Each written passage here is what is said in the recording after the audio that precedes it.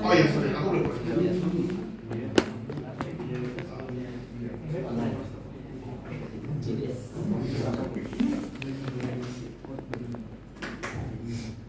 Jadi teman-teman boleh cek di Binus Maya. Aku udah ngupload source code, 2 source code. Yang satu buat Arduino-nya, yang satu buat ESP8266. Nah, udah bisa.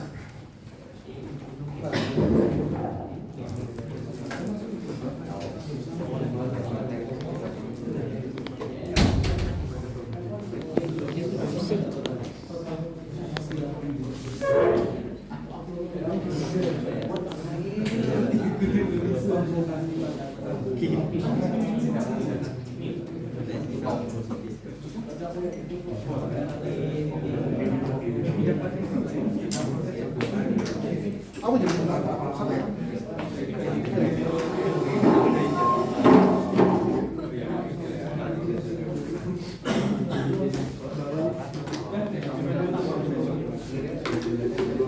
Mesinnya mau diapa? Teman-teman bisa cek di Binus Maya ada 2 source code. Udah upload di GitHub. Itu ada yang buat Arduino-nya, Arduino Uno sama ESP8266. Nah, ini hari ini sebenarnya materinya lebih ke Android development. Nah, cuman aku udah izin sama jurusan bahwa di mobile, namanya sebenarnya mobile Android system. Kalian disuruh buat membuat suatu IoT menggunakan mobile. Yang aku mikir sebenarnya membuat suatu Android apps itu membutuhkan waktu khusus. Dan soalnya aku kayak bilang sama Bu Vio sama Pak Anang bahwa fokus di sini itu adalah lebih ke IoT. Nanti pasti kan kalian nanti di semester depan mengambil mobile capstone project ya sih. Nah, di mobile capstone project nanti kalian boleh elevate itu move ke aplikasi kalian juga boleh. Nanti kemungkinan bakal bertemu saya lagi sih kalau di mobile. Pokoknya urusan software engineer biasanya bakal ketemu saya. Nah, hari ini aku udah naruh di depan. Aku udah naruh di depan. Ini aku ada PS8, udah ada Arduino-nya. Itu ada lampu merahnya. Kalian boleh berdiri juga. Itu kondisi mati. Dan udah aku koneksi ke dalam Firebase. Harusnya nyala ya. Semoga nggak zoom ya. Ntar apa deh?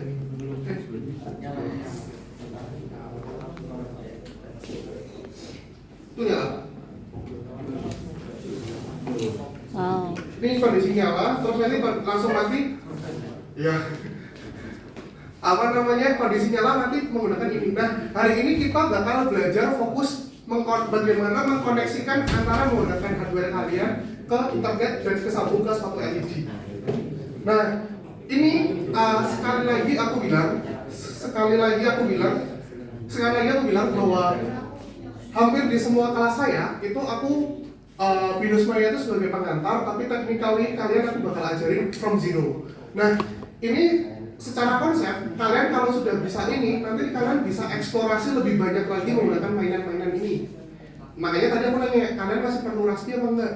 Kalau posisi Raspi, aku punya 5 slot Raspi. Itu udah all in sama kabel, sama casing, sama HDMI, sama kabel power udah lengkap, tinggal colok. Yes, tinggal colok. Masih baru fresh from the oven dari Bandung. Nih. Nah, terus kalau kalian nggak butuh Raspi, itu pun juga nggak masalah. Kalian kan bisa menggunakan AI-nya di koneksi seperti. Nah, sekarang aku minta tolong kalian coba lihat cek dulu di box kalian. Itu masih ada ESP8266, masih ada Arduino hitamnya kan? Boxnya di bawah kan? Apa? Masih kan? Masih di bawah kan? Boxnya nggak ada yang ketinggalan kan? Ketinggalan. Jangan dong. Jangan dong.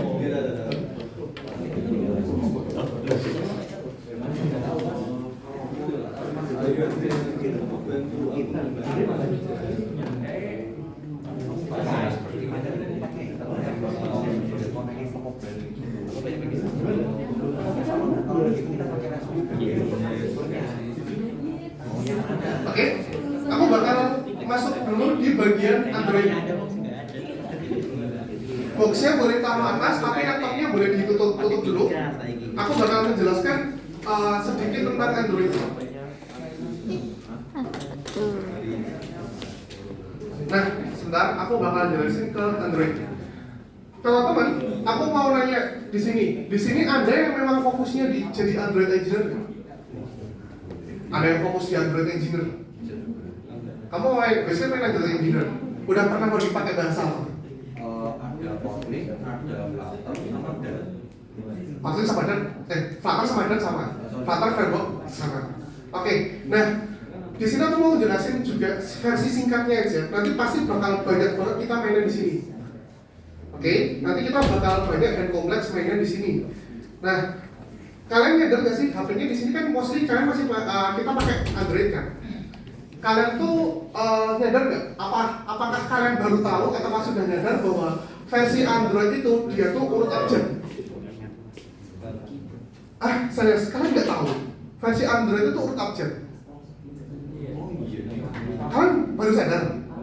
Jadi dia urut abjad terus diberi nama sebuah makanan. Contohnya adalah P, C, D, E, F, G, H, I, J, K, L, M, N, O, P.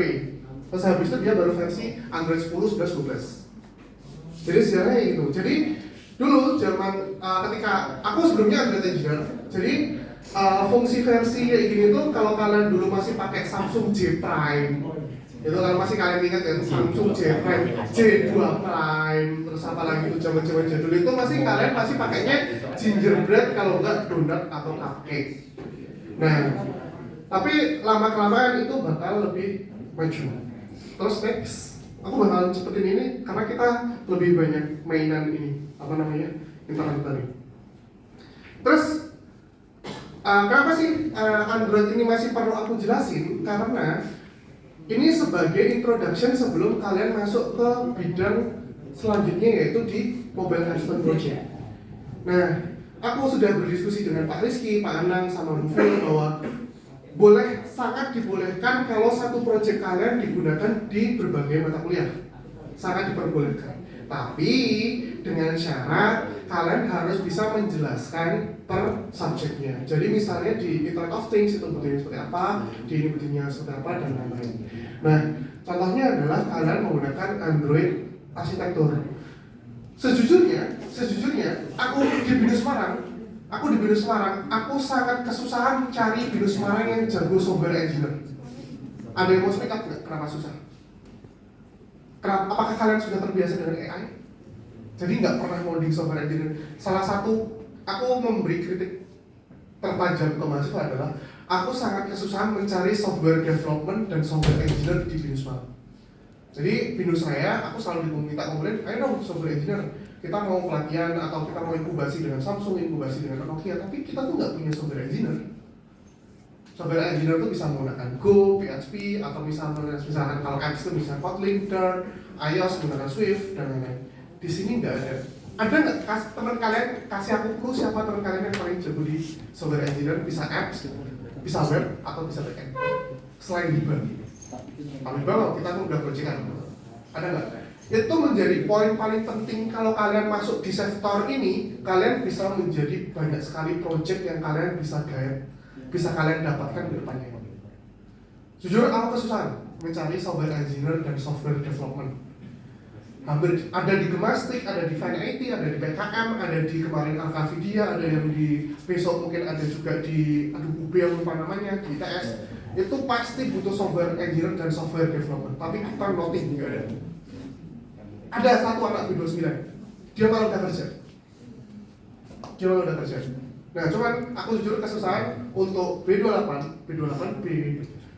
ada, B28 ada IPA sih. Ada lagi mungkin ada beberapa. Nah, aku jujur kalau kalian punya yang di bidang soft dev sama SE software engineer, kalian bisa kasih aku tahu buat aku main ke depannya. Karena apa? Software engineer itu meskipun sekarang di zaman AI, kalian itu secara arsitektural kalian harus tetap butuh namanya arsitektur.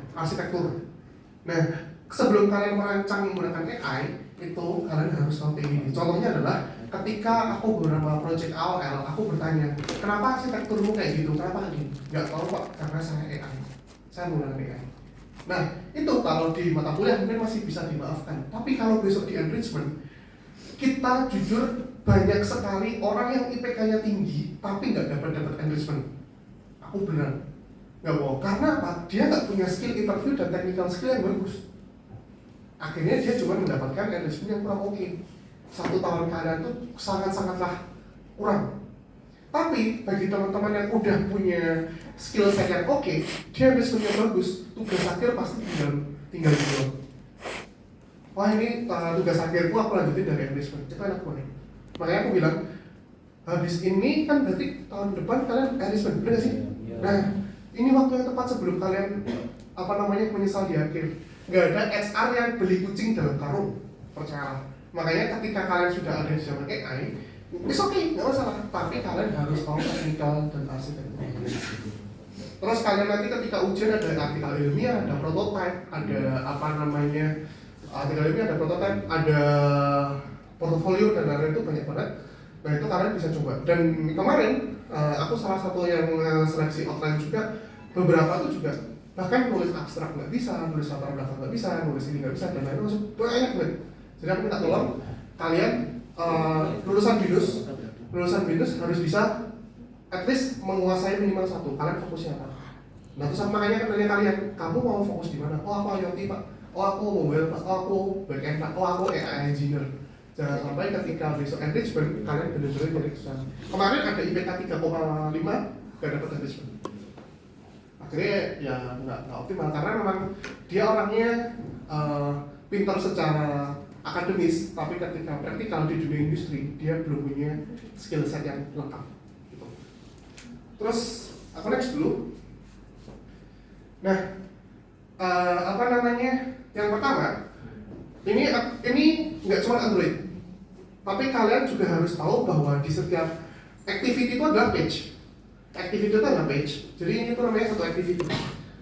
Jadi activity misalnya profile page, login page, home page dan lain-lain itu kita namanya nyebutnya activity. Kalau di Android. Nah, activity mana? Kita namanya misalnya main activity, profile activity, atau misalnya shopping activity. Kita nyebutnya activity. Nah, tampilannya itu menggunakan layout. Layout ini menggunakan bahasanya XML. Terus ditampilkan di device. Nah, aku punya contohnya kayak ini. Kenapa Android itu nggak aku langsung sarankan praktekkan di sini? Karena aku punya alasan ini.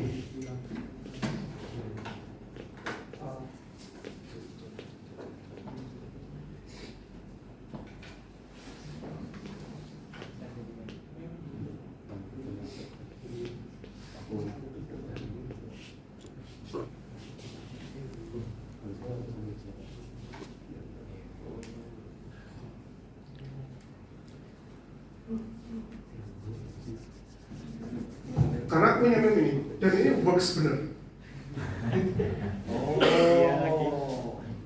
Coba deh, makanya aku bilang kalau aku nyuruh sekarang kalian install Android Studio, paling detik ini aku cuma dapat dipasangin suara kalian semua. Karena lama banget dan panas banget memang. Aku ingat zamanku dulu waktu aku zaman skripsi aku menggunakan Core i3. Core i3 RAM-nya 8 GB. Itu aku nge-build Android 1, itu aku tinggal beli makan aja balik belum selesai. Nah, cuman itu justru penelitian yang baik gimana caranya membuat aplikasi yang bagus tapi mudah. Nah, makanya ketika menggunakan Shopee, menggunakan satunya Shopee itu Tokopedia. Nah, dia itu ada namanya bundling apps. Jadi sekarang aplikasi itu diinstal bukan langsung whole app semua, tapi diinstal per fitur. Jadi katakanlah ketika kalian memasuki suatu fitur, itu terus fiturnya masih loading lama, dia itu masih loading dulu mendownload bundlingnya itu tadi. Nah, itu salah satunya karena kita mengalami kendala ini. Itu kayak bakar sate tau gak sih suaranya itu? Bener-bener kayak kipas anginnya itu bener-bener panas banget. Nah, makanya aku sekarang mau nanya, kalian di sini masih ada yang masih pakai Core i3 Stara nggak? Kalau di Windows, Core i3 Stara itu kalau AMD itu Staranya apa ya? AMD 5 ya? Kalau aku nggak terlalu ngikutin AMD. Kalau Ryzen itu, Core i3 itu Staranya kalau di AMD apa ya? Ryzen 3. Nah, sekarang kalian masih ada yang pakai Core i3 nggak sih kalau sebelum sekarang? Masih kuat nggak? Masih kuat? Masih Python masih kuat ya? Kalau kan Google Colab kan? Nah, makanya aku rada worry misalnya aku terapin langsung menggunakan Android Studio. Udahlah, yakin kalian ngebuat tuh udah muring-muring bahasa Indonesia. Udah marah-marah, lama banget. Makanya kan Android Engineer tuh kadang tuh laptopnya waktu dulu aku di kantor tuh pakai MacBook Pro itu tuh masih 10 menit. Itu MacBook Pro tuh masih 10 menit. Jadi kalau ngebuat itu masih ditinggal bikin kopi gitu. Makanya kan aku kayak Aku nggak yakin kalau langsung aku terapin di sini nanti nggak bisa. Nah mungkin nanti ketika di mobile capstone aku minta kalian at least kalian mendownload Android Studio atau Visual Code.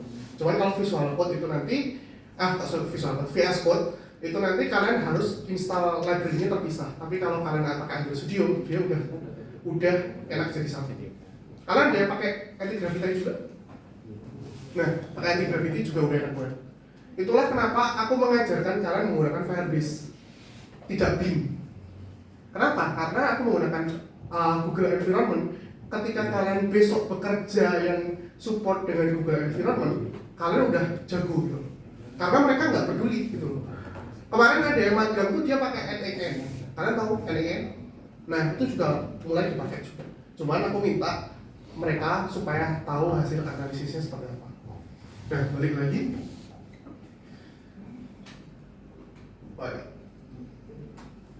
Hilang.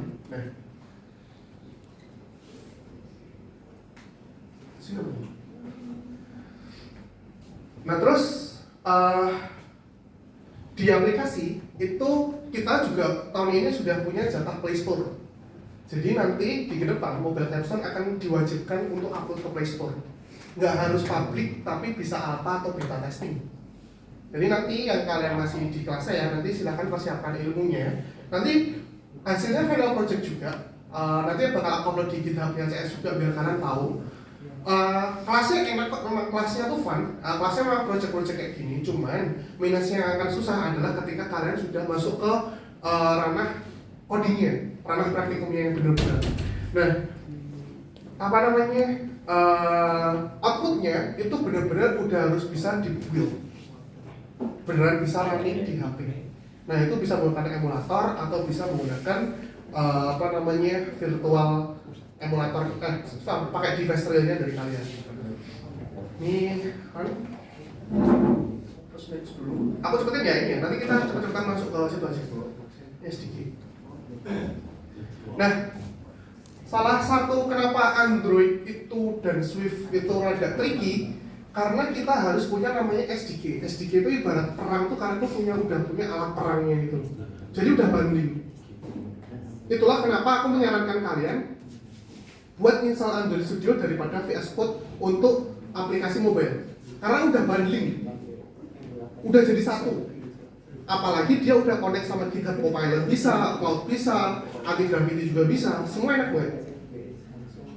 Nah, kemarin ada juga yang magang di Apple Developer Academy. Jadi aku minta loh, kalau kayak kalian tuh kalau bisa tuh yang magang-magangnya di Apple Developer Academy, di Startup Unicorn, kalian balik-balik itu mesti ujiannya tugas akhirnya masih mulus gitu. Karena kalian udah diberikan case-case nyata gitu loh. Nggak hanya membuat sistem informasi apa gitu. Itu udah out of date lah ibaratnya. Tapi kalau kalian membuat computer vision, AI engineer itu tuh benar-benar udah oke. Makanya ini mumpung lagi masih ada waktu 1 tahun untuk persiapkan. Saranku sebelum menyesal, kalian harus punya technical skill set apa sih yang kalian pengen. Kan ini ada game kan, ada game. Semester ini ada game nggak sih? Ada game, ada software engineer juga, ada IoT juga, sama kalau kalian pengen mobile juga bisa. Kayak lengkap di tahun ini tuh kalian tinggal memilih kalian mau fokusnya di mana.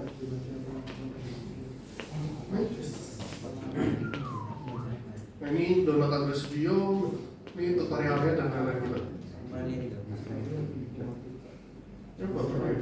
tutorial.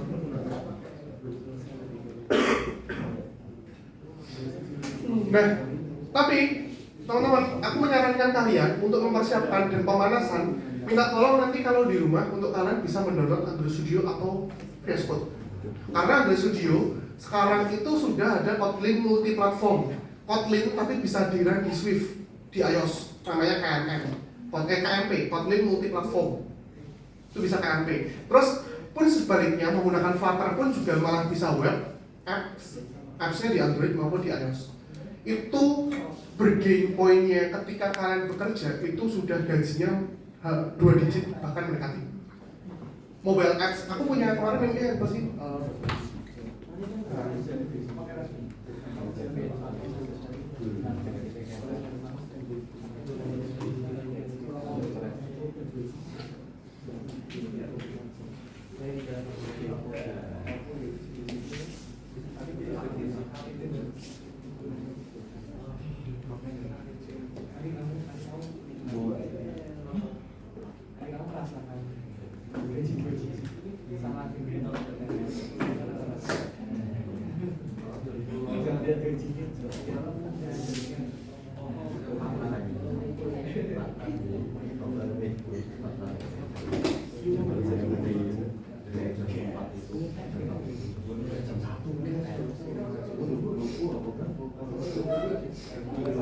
Nah,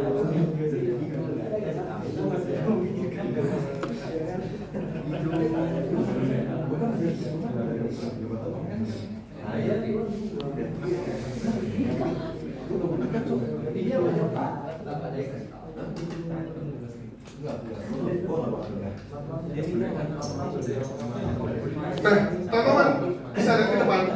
Teman-teman, kalau yang kalian berminat dengan dunia mobile engineer, musuh kalian tuh bukan AI. Karena AI itu belum bisa benar-benar masuk ke codingan kita. Jadi misalnya gini, kalau sekarang kita mau AI bikin web itu bisa langsung deploy. Tapi kalau apps nggak bisa. Karena di Apple itu punya security. Kalian kalau mau coding Apple harus punya sertifikat Apple Developer. Pun Android juga itu harus ada sertifikat key-nya buat kalian tanda tangan. Nah, musuh kita di dunia mobile itu adalah kayak gini. Kenapa? Kita coding itu menyesuaikan layout HP-nya kalian yang macam-macam. Jadi misalnya, HP-nya itu misalnya ukurannya portrait, terus menjadi landscape. Itu aja udah problem. Apalagi yang HP-nya udah bentukan lipetan-lipetan kayak gini. Itu tambah kacau lagi. Musuh kita sekarang tuh kayak gini gitu. Jadi kalian tuh kalau membuat desain apps itu kalian yang perlu difikirkan tuh adalah bukan codingnya saja, tapi gimana ya aplikasi kalau dipakai di 3 screen kayak gini. Satu lagi, belum lagi kalau aplikasi kalian tuh yang pakai mbah-mbah, teksnya harus gede-gede banget dan itu harus kalian atur juga. Jadi makanya aku bilang di sini di kelas mobile ini aku nggak bakal kalian minta praktikum langsung, tapi kalian simaklah dengan gambaran kalian ke depan kira-kira kayak gimana. Dan aku menjamin bahwa di topik Android ini aku nggak bakal keluarin di UTS maupun UAS. Karena ini aku cuma pengantar doang. Nanti ketika di mobile capstone, nah nanti aku baru bakal keluarin. Nah, terus ada lagi misalnya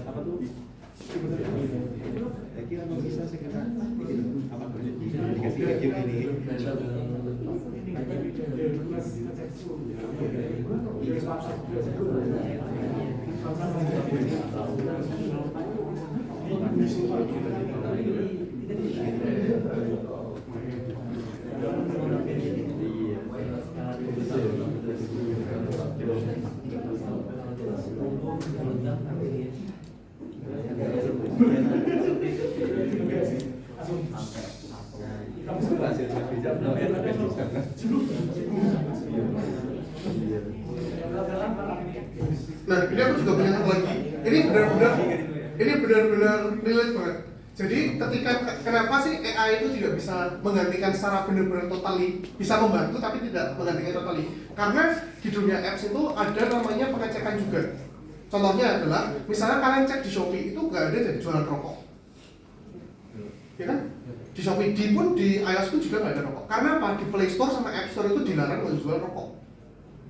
Itu strict banget. Pun upload KTP itu pun dicek. Nah, ini kejadian bener. Misalnya nih, aku mau Lebaran gitu.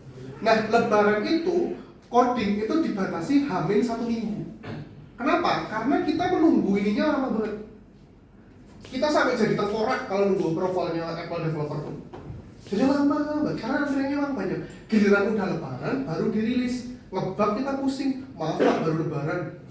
Makanya ketika kalian nanti magang, kemarin tuh ada beberapa anakku tuh yang aku tegur karena di kantornya itu nggak ada SDLC, Software Development Lifecycle, alias kalian disuruh coding doang tapi nggak dikasih target. Jadi misalnya kalian coding nih, 1 minggu targetnya rilis apa? Fitur profil. Oh 1 minggu, habis itu di QA, di tes. Oh oke, lanjut. Habis itu rilis, lanjut lagi. Rilis, lanjut lagi. Anakku itu enggak. Dia benar-benar disuruh sama atasannya, ya memang bukan tech company ya. Disuruh sama bosnya itu buat coding, terus ngetesnya pas di akhir. Nah pas ujian enrichment itu ngebug semua. Aku tanyain baru ketahuan, kamu nggak ada SDLC kan? Nggak ada pak, saya cuma dilepas pilih coding. Jadi itu nggak ada monitoringnya sama sekali. Nah itu bakal dipelajari di mobile capstone tadi ketika ada SDLC. Contohnya adalah kita membuat kayak gini. Approvalnya tuh sungguh-sungguh lama. Bukan lamanya lama banget tuh enggak, tapi berbelit-belit. Terus contohnya adalah kalian tidak bisa ketika upload di Play Store itu aplikasi-aplikasi anak kecil itu aplikasi-aplikasi itu difilter 17 tahun atau di bawahnya. Itu beda lagi. Makanya kan ada YouTube Kids dan lain-lain juga. Nah itu ya cukup pelik lah. Dan aku pernah ini rada sensitif juga ya. Aku pernah ada temanku yang kejebak di dunia software engineer. Itu gitu. Karena software engineer tuh ada signature-nya, siapa yang menulis codingnya dan lain itu ketahuan. Nah, tapi dipelintirkan. Jadi aku nggak bisa ceritain langsung karena rada sensitif. Ya jadi intinya kalau di signature itu udah nggak bisa dibohongi. Misalnya Nobel coding ini, gitu. Kan di GitHub log-nya itu udah kelihatan kan. Misalnya Nobel developer handal namanya GitHub-nya gitu. Terus misalnya Jaden oke gitu kan, itu nggak bisa dibohongin gitu. Namanya gitu, kecuali laptopnya Jaden di bawah Wexi, terus dia codingnya pakai laptopnya Jaden, itu mungkin masih bisa. Jadi memang signature ininya tuh masih banyak. Kalian di sini udah ada yang pakai GitHub juga nggak? GitHub, ada yang udah pakai GitHub? GitLab? Kalian udah tahu kayak istilah-istilah yang kalian taunya kayak Git, push udah tahu?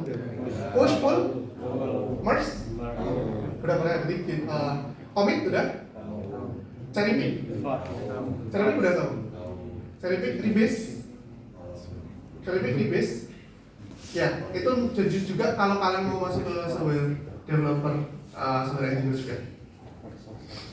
Oke, aku lanjut. Oh ya, sama ini. Aku yang ini sesi ini nanti kemungkinan di sesi 2 full bagian code menggunakan ini. Nah nanti aku minta tolong buat kalian nyiapin boardnya lengkap. Terus itu kalian benar-benar perhatikan ya, karena aku kemarin coding itu sangat-sangatlah lumayan tricky dan membutuhkan kesabaran. Karena apa? Beda step itu nanti bakal nggak bisa. Gitu. Jadi aku nanti bakal jelasin materi secara teoretikal dulu, terus nanti di sesi 2 kita bakal mainnya di sini.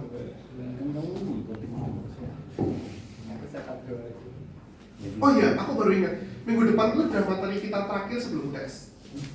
Coba kalian cek dulu. Oh iya, itu tes apa? Bener nggak? Aku ada lupa. Habis itu apa libur lebaran atau udah tes? Libur lebaran ya? Habis itu masih ada pertemuan nggak? Masih ada? 2 minggu. Oh, masih ada 2 minggu doang kan? Nah.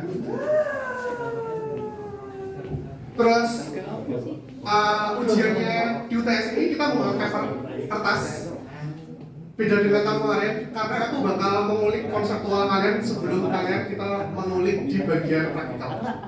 Jadi makanya yang biasanya ujian saya itu apa yang saya keluarkan itu adalah apa yang saya jelaskan di kelas. Sebenarnya itu. Oke, aku lanjut dulu di yang sesi selanjutnya.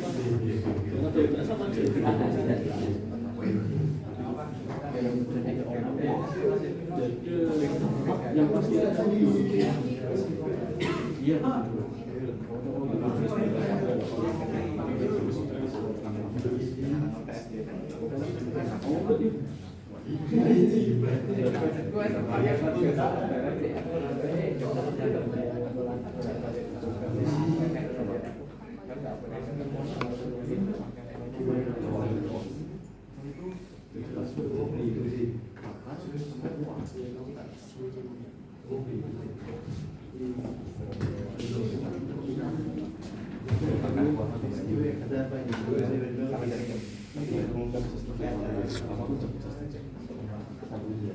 Mungkin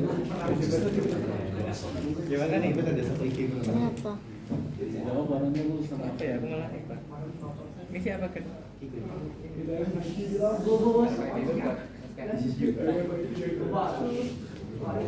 yang teruskan dulu nanti ada. Yang kayak masuk kelas ini kan? Ini di materi yang kedua, di sesi kedua. Ini lebih ke activity life cycle biar kalian tahu. Yang kayak gitu. Nah, activity life cycle itu kalau kalian tuh mengerti ini nggak sih? Ketika HP kalian matiin kondisi mati, ya kan mati. Apa nih namanya? Sleep. Apa kalau HP ya? Pokoknya ini kayak sleep gitu. Di sini siapa yang HP-nya Oppo, Xiaomi, Redmi? Nah, kita mainan life cycle. Jadi, kenapa sih aku buka fakta ya? Karena aku orang mobile, jadi kayak keluar dalamnya aku pernah ngulik. Kenapa tau nggak sih kenapa Samsung, Xiaomi, Redmi itu harganya beda jauh? Padahal misalnya speknya Samsung itu katakanlah 4 GB, itu mungkin jauh lebih gahar daripada 8 GB-nya Redmi dan Xiaomi. Ada yang bisa jawab nggak? Ini aku membuka fakta ya. Kalau kalian beli HP biar kalian tahu dan sadar. Oke. Oh, Xiaomi ada apa ya? Iklannya? Emang iya? Oh iya, tahu aku. Oh, Xiaomi ada iklannya. Ini itu sebenarnya udah jadi isu di engineer. Nah ini, jadi HP Redmi, Xiaomi, Vivo dan lain-lain itu menggunakan Chinese ROM. Chinese ROM itu minusnya apa? Ketika kalian sleep, ROM kalian tuh mati. Kadang tuh notif kalian tuh nggak dapat.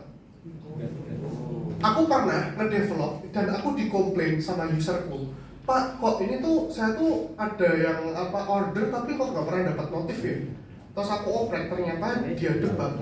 Dia tuh kalau kondisi sleep, ROM-nya tuh mati, notifnya tuh nggak bisa langsung real time masuk. Nah, sedangkan si Samsung ketika kalian sleep, dia Chinese ROM-nya tuh masih nyala, alias masih awake. Nah, ini udah isu di internasional. Jadi kita harus handle-nya by device kayak banking apps, notification like Google Maps, third party source. Itu kalau menggunakan Chinese ROM kebanyakan tempat. Itulah kenapa HP itu jauh lebih murah karena di baratnya capability skill-nya itu lebih lemah. Tapi tahu nggak sih, kalau ibaratnya orang yang dijual tuh di HP itu misalnya sih kamera gahar, gitu kan, terus spek mobil gaming, gitu kan, terus apa lagi ya? Terus misalnya ini itu dan lain. Tapi jarang orang yang mengetahui spek ini. Coba deh, kadang tuh kalian kalau HP kalian Chinese ROM, kadang tuh ketika notif kalian penuh, kadang tuh notifnya nggak dapat. Kalian order Gojek, Grab, tiba-tiba kok nggak ada ini nih, nggak ada notifnya ya. Tiba-tiba abangnya udah di depan ya. Ya karena memang dia Chinese ROM. Minusnya di situ. Aku juga pakai. Karena dulu aku masih pakai Xiaomi, itu aku oprek, itu emang bener-bener. Jadi memang ada isu Chinese ROM. Kalau nggak percaya kalian silahkan cek di Google, namanya Chinese ROM issue. Itu banyak banget. Itu yang membuat harga Xiaomi dan HP-HP Chinese itu berbeda dengan HP Samsung. Ini aku bukan brand ambassador Samsung ya, asli aku nggak ada endorse ya, aku ada. Ini benar-benar fakta. Jadi memang kayak Samsung, terus kalian tahu Google Pixel nggak? Nah kalau makanya coba deh kalian di Shopee, nggak ada yang jual Google Pixel. Karena dia lisensinya itu mahal. Kalau aku bisa pilih, aku pilih Google Pixel. Itu dia kena emasnya ibaratnya Google. Ketika ada update Google terbaru, mainannya masih langsung Google Pixel. Udah speknya gahar, kameranya juga nggak kaleng-kaleng, terus dia nggak jelek juga. Terus Nokia pun sebenarnya juga ada kayak Google Pixel juga, tapi dia nggak masuk ke Indonesia.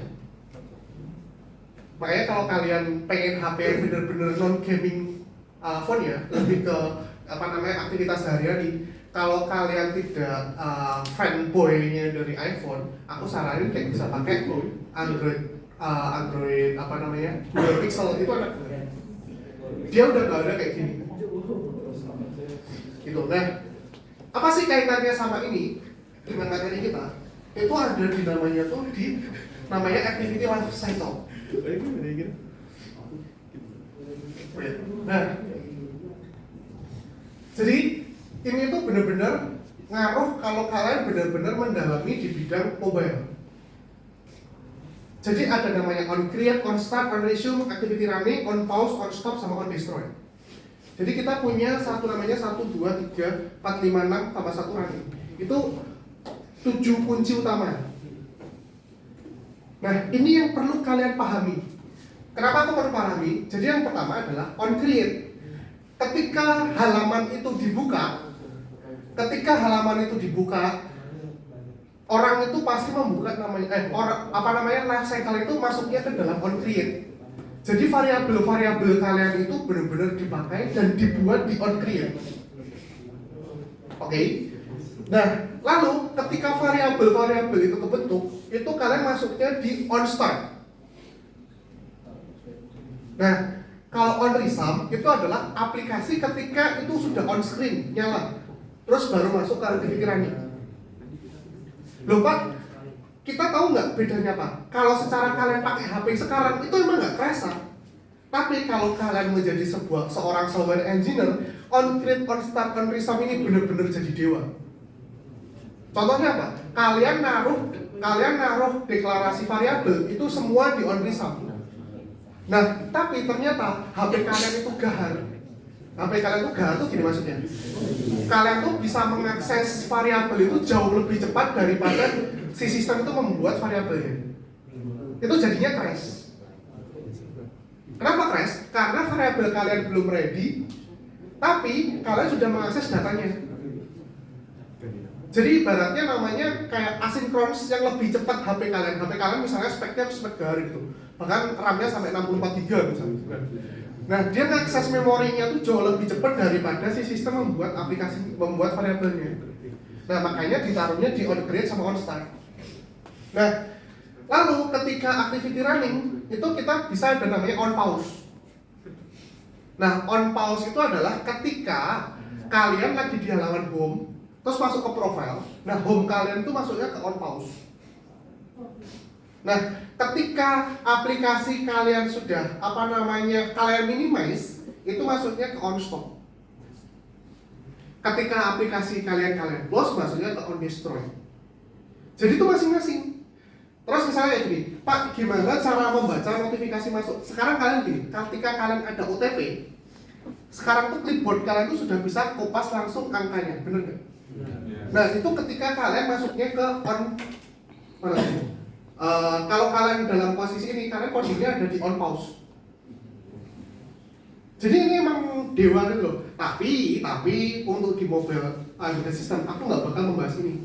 Ini sebagai gambaran kalian besok kalau di semester selanjutnya kalian belajar mobile capture project, kalian harus mengerti ini semua. Nah, contohnya, loh Pak, apa sih kaitannya dengan IoT? Ini dengan IoT adalah fungsinya ketika sensor kalian mati, kalian bisa menaruhnya ke posisi-posisi masing-masing. Itu tadi. Nah, ini menjadi sangat penting dan vital karena apa? Kalian harus memahami bahwa aplikasi itu dalamnya itu nggak cuma ada on sama off doang, tapi ada activity life cycle. Nah, contohnya, Pak, gimana kalau ibaratnya aplikasinya itu aku minimize terus nyala lagi? Ini ada namanya on restart. Terus Pak, kalau aplikasinya mati jadinya gimana? Ini on create, proses kill, terus on stop. Masih minimize kan? Terus habis itu on destroy. Ini kompleks. Ini kalau aku jelasin secara teori, emang susah. Emang memahaminya kayak, oh cuma gitu doang. Tapi kalau nanti beneran coding, kalian bener-bener rasain. Makanya kalau di dunia programming sekarang arahnya udah bukan code biasa, tapi lebih ke asynchronous code. Jadi gimana caranya aplikasinya tuh nggak nge-lag. Contohnya adalah coba kalian buka di Shopee sama Tokopedia. Ketika kalian buka home itu udah rame banget. Kayak ada promo ini, ada scrolling ini, ada itu kalau kalian code-nya biasa dan kalian nggak memperhatikan bagaimana deklarasi tiap view-nya, itu bakal lemot banget. Nah, contohnya adalah kayak ini. Kalau kalian mau cobain ya, kalian udah pernah cobain belum developer mode-nya Android? Udah pernah buka?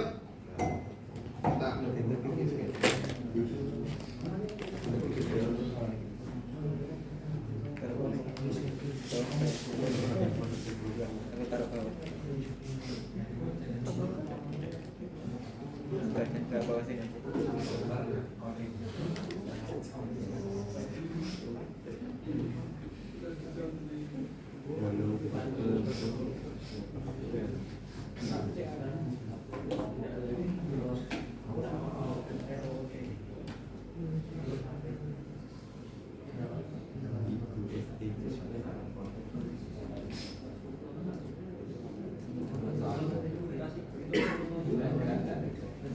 yang kelihatan nggak? HP kalian sebenarnya bisa kayak gitu. Rendering UI. HWUI itu ya? Rendering UI. Oh, tahu. Ah. Jadi ketika kalian buka screen baru, kalian tuh bisa Aku tahu. kayak gini. Nah, itu kalian bisa buat ngecek performa apps kalian dan juga performa HP kalian. Kalau performa HP kalian sudah nge-lag, pasti bakal lag. Misalnya aku buka aplikasi apa lagi? Outlook. Oh, langsung di on starting. Di scroll dia berapa ya, Mat? Nah, kalau bagus dia di bawah hijau. Kalau kalian mencoba, silakan kalian buka di developer mode terus HWUI. Itu nggak pecah ya? Ini nggak rusak ya? Itu memang fitur yang kalian bisa coba explore. Kalian coba di HP sama. Kalau kalian menggunakan Android ya.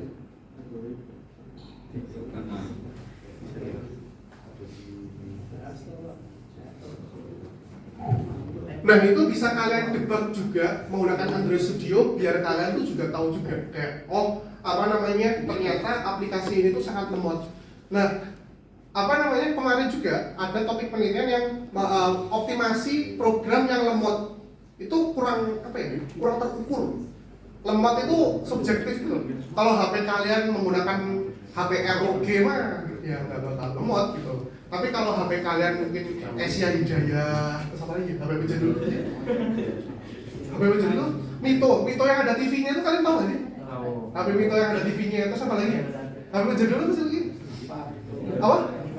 Advan, iya, Advan, bisa dah. Advan, apa lagi ya? Ya pokoknya gitulah. Itu lemot banget. Apa? Smartphone ada Android-nya? Oh iya. Android, oh ya benar juga, jaman Android gitu. Udahlah, bisa gitu. Nah itu kalian bisa explore di bagian itu juga. Oh, sama satu lagi. Kalian ada yang main ini nggak? Ada yang mainan? Bentar, aku lupa. Namanya itu.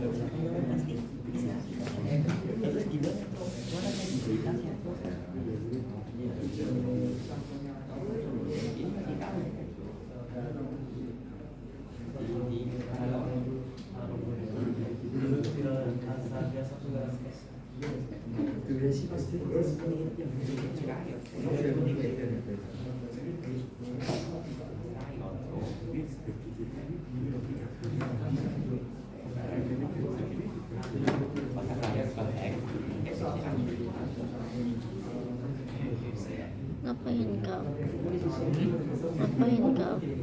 Ngapain kau? Udah kah? Udah. Belum kan, nanti mau dikasih baru dikasih.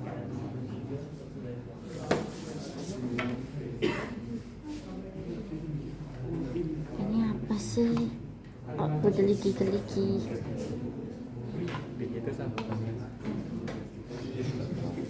Masalahnya apa ada gelikinya juga ya? Ya kan Harusnya ada kan.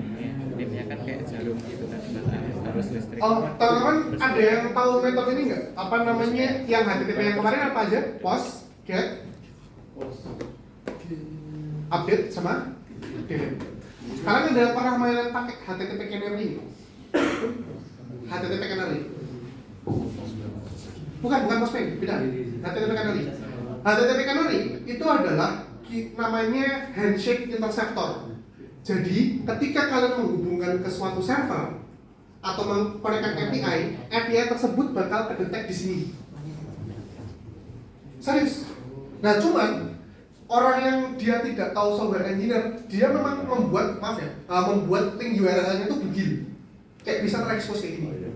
Alhasil dia benar-benar bisa dieksploitasi jadi sebentar.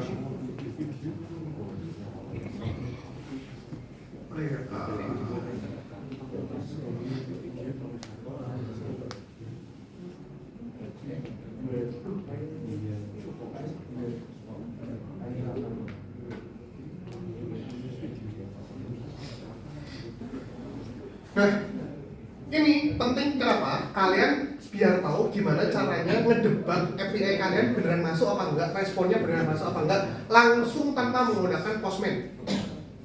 Kalau Postman kan kita ngeceknya menggunakan backend. Kalian terbiasa kan pasti ini pakai Postman? Udah pernah pakai Postman kan? Nah kalau Postman kan langsung URL, kalau ini menggunakan handshake langsung. Cuman beberapa tahun lalu ini di blacklist aplikasi ini, terlarang. Karena apa? Karena dia hampir semua apps dia bisa diinjekkan dengan ini. Nah ini disalahgunakan sama hacker. Aplikasi-aplikasi yang tidak security-nya nggak bagus, dia langsung ke sini bugil semua URL-nya, langsung bisa diakses. Nah ini saya nggak lihat ini.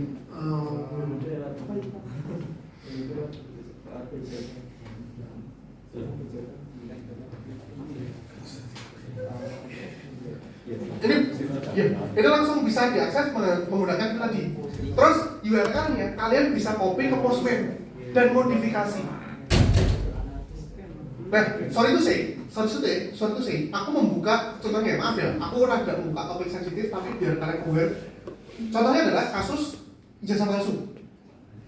Aku nggak menyebutkan orangnya, tapi kayak aku enak sih dengan kasus tersebut. Aku bukan tim pro dan bukan tim kontra. Tapi yang jelas yang tidak bisa dimanipulasi adalah CRUD database. Kalau di database itu ada namanya insert date, betul? Jadi kalau kalian bikin database itu kan ada namanya insert date sama delete date nggak sih? Nah kasusnya si bapak itu aku nggak tahu.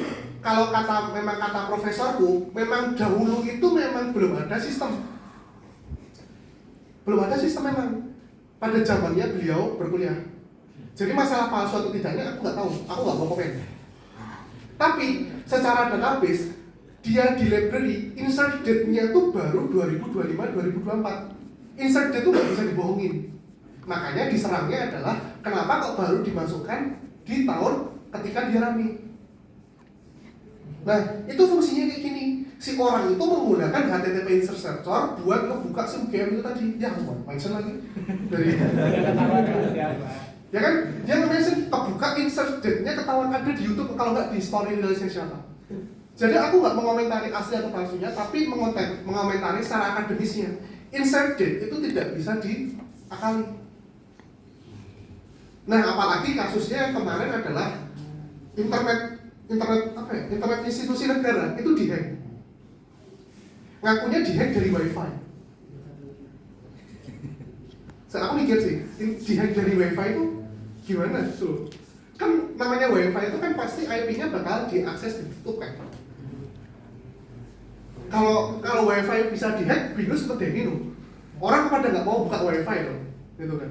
Kecuali kalau kalian hackernya buka Binus Maya dihack, mungkin itu bisa. Tapi kalau ibaratnya kalian buka warung SS, kalian kasih wifi terus SS kalian harganya jadi gratis semua, ya itu kan kalian jadi hackerman semua kan kali itu. Nah topik-topik kayak gini itu sebenarnya yang bikin memotivasi topik-topik cyber security.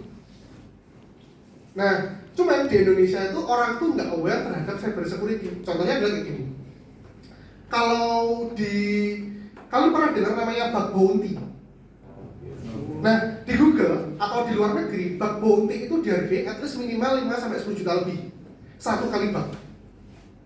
Nah temanku ngebug pemerintahan punya PNS, dia cuma dihargai 500.000. Dia nggak mau nerima, lebih mending ngehack langsung aja, lebih dapat uangnya lebih banyak. Nah cuma dihargai 500.000 doang. Dia nggak mengapresiasi betapa susahnya mencari security system. Nah, dia tidak mendapat security sistemnya itu tadi, alhasil dia mendapatkan hasilnya yang kurang oke. Contohnya dari tadi hanya mendapatkan nominal kecil. Wah, tahu gitu mas, saya mending ke hack sekalian, sistemnya saya obrak-abrik sekalian, biar rusak. Nah, kalau rusak pakai jasa saya saja, malah dapatnya lebih banyak. Nah, makanya orang-orang itu tidak aware terhadap kayak gini. Makanya aku bilang, di kelasku itu aku nggak bakal menjelaskan hanya di Binus Maya Slide, tapi aku bakal memberikan implementasi besok di dunia kerja tuh kalian butuhnya kayak apa aja sih. Contohnya kayak gini. Coba deh cek di Play Store, masih ada HTTP Canary nggak? Aku kalau dulu masih udah nggak ada, kalau di Play Store masih ada HTTP Canary. Dulu sih kalau aku pernah ditutup sih HTTP Canary. Tapi jangan dipakai aneh-aneh ya, nanti yang ngajarin siapa? Pak Prabowo di kelas gitu kan ya. Serem juga ya. Ada nggak HTTP Canary? Aku coba cek.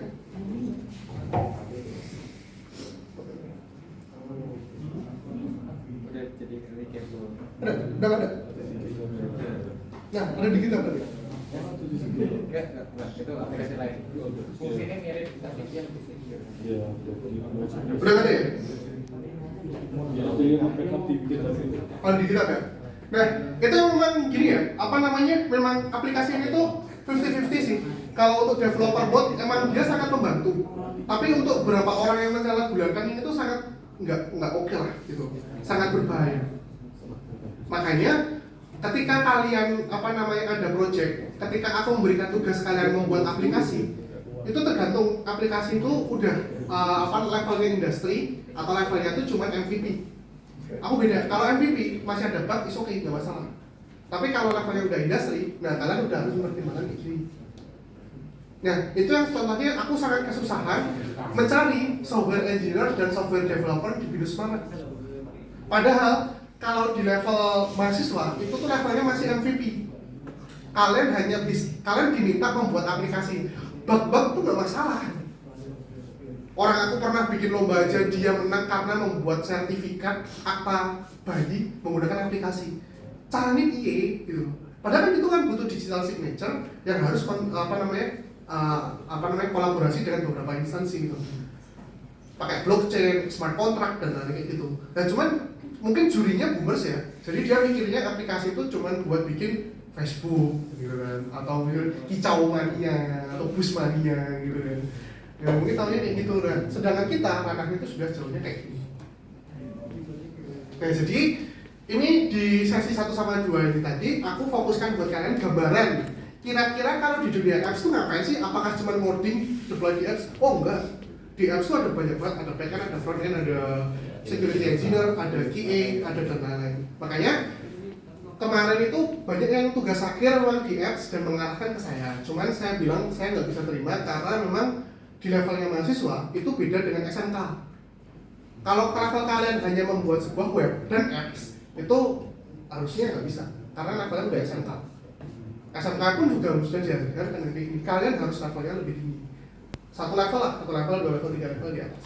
Contohnya misalnya kalian lebih aman atau lebih cepat dan lain-lain. Ini bisa diakses. Nah ini sekedar tips ya. Jadi kalau kalian mau misalnya kalian pengen otak-atik Binus Maya tuh kadang tuh kalian kalau ngebug tau nggak sih? Kalau Binus Maya ngebug tuh URL tidak dapat dikunjungi, URL-nya ditunjukin. Nah itu tuh sebenarnya nggak boleh. URL-nya tuh sebenarnya nggak boleh ditunjukin. Itu kalau udah tahu CTO udah dimarahin. Kalau URL di-expose itu tuh bisa dibuka kayak gini. Itu.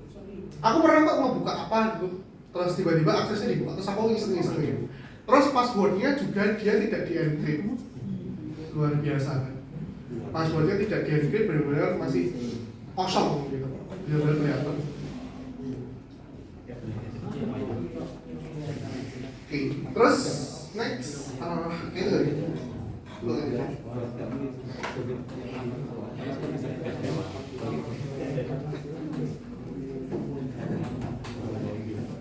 Ini penjelasan tadi ya, aku yang jelasin tadi.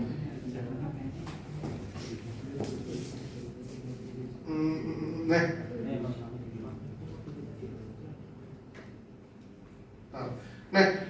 jadi intinya tuh ada 3, entire, visible, sama foreground. foreground itu lebih ke kalian tuh ketika minimize tadi. Yang aku jelasin kenapa Chinese ROM itu tidak bisa mendapatkan notifikasi secara maksimal. Itu adalah kasus di ranahnya foreground. Nah, ketika visible lifetime itu ketika aplikasi benar-benar kalian pakai. Terus yang terakhir, entire lifetime itu adalah semua yang kita sebut tadi. Itu entire lifetime. Nah, jadi kalian juga kudu ngerti gitu loh. Mainan-mainan kayak gini tuh kudu tahu gitu. Makanya ketika kalian mendapatkan notifikasi, itu sebenarnya notifikasi itu meskipun simple, apalagi sekarang tuh notifikasi tau nggak? Notifikasi Grab tuh sekarang udah ada loadingnya tuh. Ya sih, loading kayak perjalanannya dari mana berapa persen. Itu tuh bikin satu notifikasi itu bisa membutuhkan waktu sekitar sampai 2 minggu. Karena kalian harus ada UI-nya, kalian harus bikin motion, harus bikin ini, itu cukup banyak. Makanya kalian sebagai computer scientist, kalian kudu fokus di mana. Nggak harus kalian menguasai IoT, menguasai web, menguasai AI, menguasai ini, enggak. Pilihlah satu, jadikan itu fokus kalian. Terus next, data stem, single stem.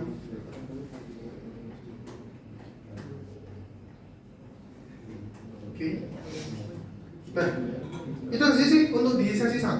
Nanti kita bakal mainan di sini. Teman-teman, tadi yang masih belum kelihatan dan belum paham, kita nanti bakal mainan di fokus di sini. Di mainan menggunakan Firebase, lampunya di depan. Coba ya, aku balikkan mati bisa ya? Harus ke sini. Mati. Mana ya? Mati. Udah langsung mati. Nah, sebelum nanti sesi 2, aku minta tolong yang pertama, silahkan kalian siapkan boardnya.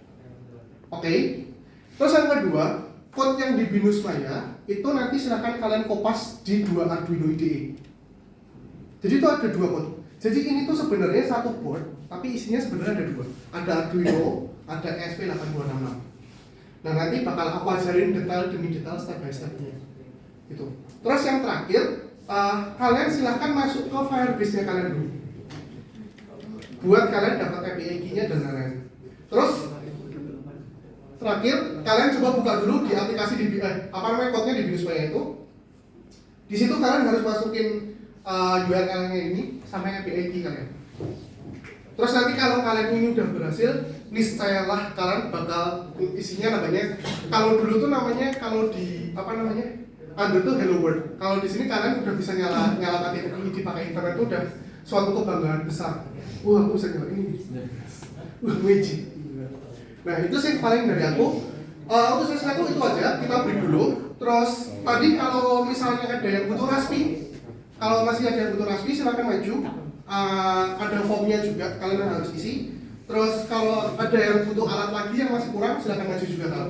Tapi wait, aku absen dulu ya teman-teman semua. Sebentar.